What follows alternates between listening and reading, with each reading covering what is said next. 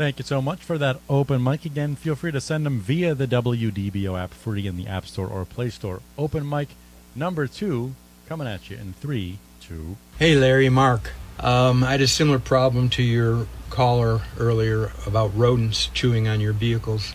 I used to park my truck right next to my hedge, and I would get rodents coming in and chewing wires. They would chew my tractors. They would chew my four-wheelers. What I did was I just moved my truck about 10 feet away from that hedge, and now I don't have that problem, it appears. So try that. Yeah, when it comes to, I don't know. There's really no rhyme or reason.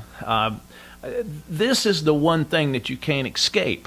The insulation that is used on automotive electrical wiring is vegetable-based. Now, whether that attracts the rodents to get in there and start chewing and nibbling on this stuff, I have no idea. But it being a vegetable-based insulation on this wiring, that may be what's actually creating the attraction for the rodents to chew on the wiring harnesses and stuff on these vehicles. We had a late model Jaguar in here just a little while back, folks. I mean, literally, there must have been a whole family chewing on this car. I mean, they literally eat every wiring harness in this vehicle up. The vehicle was actually totaled, and we're talking about a $70,000, $80,000 vehicle. They totaled the vehicle because every wiring harness in this vehicle was eaten up. They even eaten up the daggone one of the fuse and relay centers in the trunk of the car, and for the life of me, I don't even know how they could get in it. But they did. They must have chewed through metal to get into it. But ate every wiring harness in the vehicle up. And that this is kind of a lesson for anybody out there listening. If you take a car in because it's not doing something right, or it's not starting, or all of a sudden you got crazy electrical problems, you take it to a dealer. Even if the car is under warranty, folks, they're not going to cover this.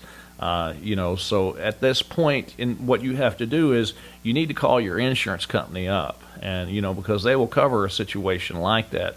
Another thing that, since I'm on the subject, I do want to mention to you,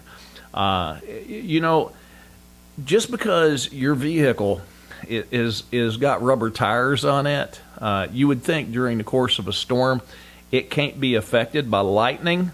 That is just an urban myth. Folks, listen, your vehicle can be struck by lightning. I'm not going to tell you that you are going to be electrocuted if you're in your car, but I will tell you this: lightning can enter a vehicle and exit, through it's going to seek a ground, but it can hit a vehicle.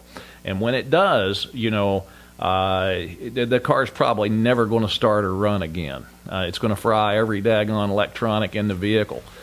We just had a Dodge Ram in the vehicle that was really strange. The people had parked it. It ran fine. Storm comes through, and this was later in the year last year.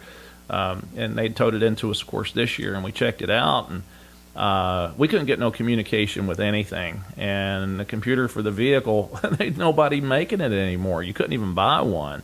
And so we sent it out, and the guy called us up and started laughing. He goes, "Man, everything in this thing is fried." He goes, "I never seen anything like this in my life." He goes, "There's no way it could have actually done this to itself." He goes, "Because it's a fuse system." You see what I'm saying? But it literally, lightning had traveled through the fuse and relay center, traveled through the computer in the vehicle. I mean, it just took out everything. And that was another one. I guess they're winding up totaling that vehicle out as well.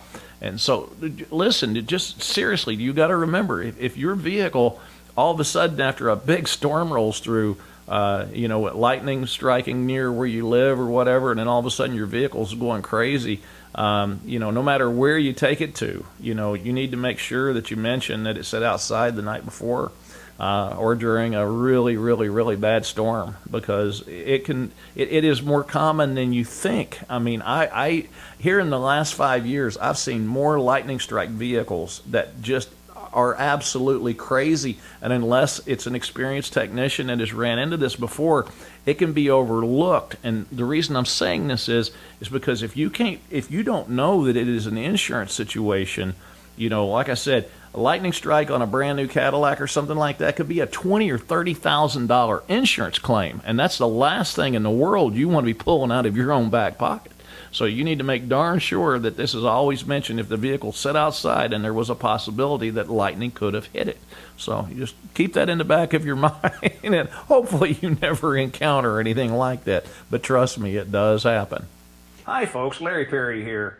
For automotive information, maybe you got automotive questions on cars, trucks, vans, SUVs. Maybe you're thinking about purchasing a used vehicle, and maybe you just want my opinion. Tune in to the Magic Mechanic radio show every Saturday, 3 to 5 p.m. on wdbo.com. Also tune in to our Magic Mechanic YouTube channel, and don't forget to subscribe.